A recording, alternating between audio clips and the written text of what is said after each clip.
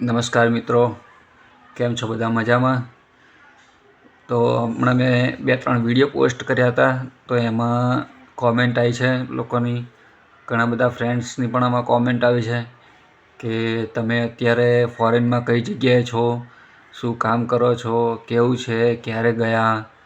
તો ઘણા બધા એવા નાના મોટા પ્રશ્નો હોય, ક્યારેક જેની જોડે નંબર છે, ફોન પણ આવે છે, તો ઘણા લોકો પૂછતા હોય છે. તો એના માટે મેં એવું વિચાર્યું છે કે આગળના હું મારા યુટ્યુબ ચેનલની અંદર એક વિડીયો મૂકવાનો છું મારી જર્ની વિશે, કે કેવી રીતે હું અહીંયા આવ્યો, કેવી કેવી આપણને તકલીફો પડે, કેવી કેવી આપણને સગવડતા મળે, ક્યાં ક્યાં આપણને ભગવાન મદદ કરે, પછી આપણા પેરેન્ટ્સ કે આપણા સગા સંબંધીઓ કે એ બધાનું ત્યારે શું રિએક્શન હોય, આ બધી વસ્તુઓ. અને જે ક્યારેય ને ક્યારેય ગુજરાતની બહાર ગયા જ નથી એમ કહેવાય, અને એને ડાયરેક્ટ જવાનું થાય વિદેશમાં, તો કેટલી બધું એને સામે આવે, કદાચ એના અંદાજ કરતાં બહારના એની સામે એ તોફાન વાવાઝોડું કહેવાય ને એવું આવે. તો એ બધું કેવી રીતે હેન્ડલ કરવું, મેં કેવી રીતે હેન્ડલ કર્યું, એ પણ હું એની અંદર વિડીયોની અંદર કહેવાનો છું. પણ કેવી રીતે આની શરૂઆત થઈ, ત્યાંથી લઈને અત્યાર સુધી મારો શું શું એક્સપિરિયન્સ છે, એ બધો પણ હું જર્ની શેર કરવાનો છું. તો ખાસ મિત્રોને વિનંતી કે જે કોઈ જતા હોય બહાર ફોરેનમાં, તો એ લોકોએ શું શું ધ્યાન રાખવું જોઈએ, શું શું કાળજી લેવી જોઈએ. ક્યારેક આપણે કોઈ જગ્યાએ આપણા પૈસા ફસાતા હોય છે, ક્યારેક આપણે ફસાતા હોઈએ છીએ, ક્યારેક શું જીવનમાં એમ કહેવાય કે ભગવાન ક્યાં આપણને મદદ કરે છે, કે કઈ જગ્યાએ આપણી શ્રદ્ધા કામ આવે છે, કઈ જગ્યાએ પૈસા કામ આવે છે, કઈ જગ્યાએ ઓળખાણો કામ આવે છે, અને કઈ જગ્યાએ આપણાને વધારે પડતી કોઈની જોડે અપેક્ષા કે આશા રાખી હોય એ ઠગારી નીવડતી હોય, તો એ પણ આ લાઈફની અંદર ઘણી વખત આપણે બનતું હોય છે. તો આખી જર્ની જે મેં શરૂઆત કરી છે, જે ત્યાં ઇન્ડિયાથી લઈને અહીંયા સુધીની, એ આખી જર્નીની બધી વાત હું મારા વિડીયોની અંદર કરવાનો છું. તો ઘણા બધા મારા જે જૂના મિત્રો હતા એમણે પણ કોમેન્ટ કરી હતી કે મારું ઇન્ડિયાનું વોટ્સએપ હતું એ ડિલીટ થઈ ગયું છે, એને હું ફરીથી ઇન્સ્ટોલ કરીને બધા નંબરોને જે છે હું સેવ કરીશ, અને જે મિત્રોના ખાલી ફેસબુક ઉપર જ કોન્ટેક રહ્યા છે, તો એ બધાને પણ હું ફોન પણ કરીશ અને વાત પણ કરીશું. અને એના કરતાં ડિટેલની અંદર હું મારા વિડીયો જ્યારે હું બનાવીશ યુટ્યુબની અંદર, અત્યારે મારી યુટ્યુબ ચેનલ છે, તો તમે અશ્વિન પરમાર કરીને સર્ચ કરશો તો એ આવી જશે, અશ્વિન પરમાર બ્લોગ. તો તમે ક્યારે ક્યારે અને કેવી રીતે જીવનમાં આગળ વધવા માટે, એમ કહેવાય ને કે જીવન એક સફર જ છે. જેમ આપણે ગાડી ચલાવતા હોઈએ અને રાઈટ ટાઈમ પર રાઈટ ગિયર બદલવાનો હોય, જો એ તમે ના બદલો તો તમે આગળ ના વધી શકો.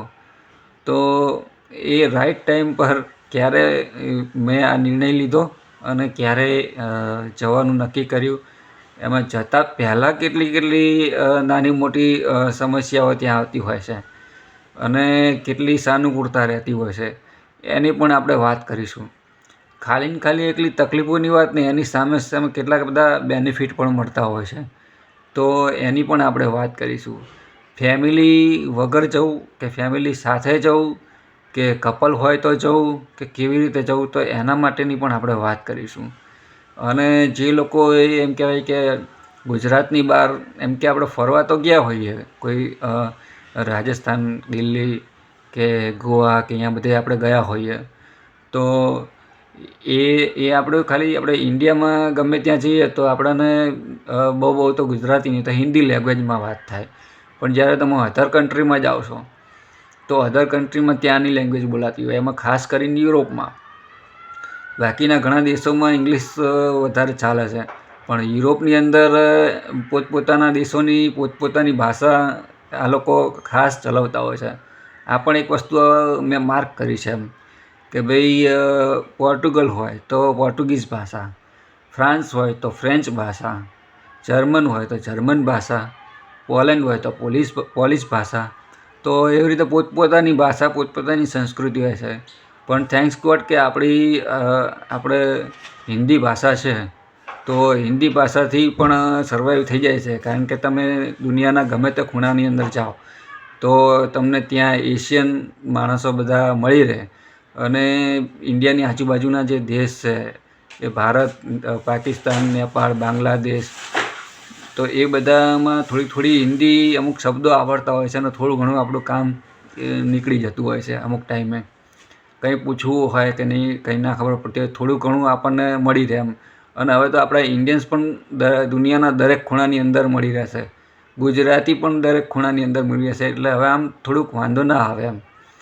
તો એ બધી હું વાત કરીશ, એ મારા વિડીયોની અંદર હું શેર કરીશ કે એમાં પણ કેટલી આપણને તકલીફ પડે છે.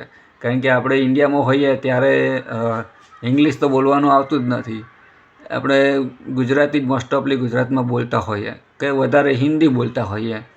બાકી એનાથી વધારે ઇંગ્લિશ શબ્દો કે ઇંગ્લિશ વાક્યો તો આપણે ક્યારેય બોલ્યા જ ના હોઈએ. તો એ વસ્તુ પણ અહીંયા આગળ મેં કેવી રીતે એની પણ તૈયારી કરી, તો કેવી રીતે બધું સર્ચ કર્યું હતું, એ બધું હું આ એની વિડીયોની અંદર જણાવીશ. તો તમે એ વિડીયો જોજો ખાસ કરીને. અને જે કોઈ વિદેશ જવાના હોય તો એને એ વિડીયો શેર કરજો, જેથી કરીને ખબર પડે કે એક મધ્યમ વર્ગનો માણસ બહાર જાય તો એને શું શું તૈયારી કરવી જોઈએ, શું ધ્યાનમાં રાખવું જોઈએ. તો આ વિડીયોને પણ ખૂબ શેર કરજો એવા મિત્રો સાથે કે જેને વિદેશ જવાનું હોય અથવા ગયા હોય, કોઈના સંબંધી રિલેટિવ રહેતા હોય તો એને પણ ઉપયોગી થશે. જે આખી જર્ની છે મારી, એ જર્ની હું એ મારી ચેનલમાં મૂકીશ, તો એ પણ તમે જોજો. અને વધારે કંઈ માહિતી જોઈતી હોય તો તમે એ કોમેન્ટ પણ કરી શકો છો, તો એનો પણ હું તમને એ ચોક્કસ જવાબ આપીશ એમાં. ઓકે, ચાલો મળીએ બીજા વિડીયોમાં. નમસ્કાર, જય શ્રી કૃષ્ણ.